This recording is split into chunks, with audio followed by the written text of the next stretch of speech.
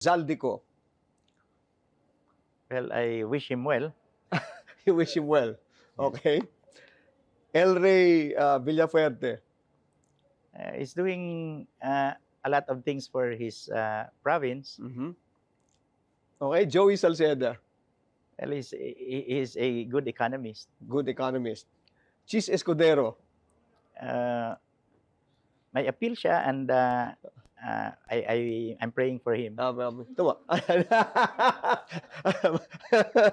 Okay. Okay. Lenny Robredo. I've supported her before with Kuya Mar, and I think she's doing well as mayor of Naga. Okay, now we'll go to the national. We start with Bam Aquino. Bam Aquino, one of the big surprises na actually I campaigned for him and Kiko Pangilinan. Okay. Tito Soto. Tito Soto, I think he's managing the Senate well as of this time. Laila de Lima. Laila, I know her personally. Naging kapitbahay ko sa condominium. Ding-ding lang pagitan namin ng opisina niya. Well, I think she's a big factor there in Congress. Okay. VP Sara.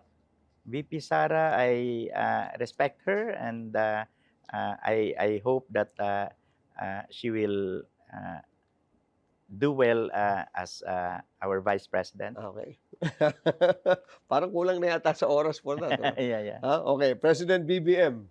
I would like to thank him, no, and I really wish him well in terms of health, in terms of yung success as president, because I think every one of us must support him. His success is our success. That's correct. So and wala akong masabi in terms of yung tulong ng presidente ni PBBM sa Catanduanes. So I really appreciate his help sa Catanduanes nung pag bumabagyo, ang bilis niyang lapitan.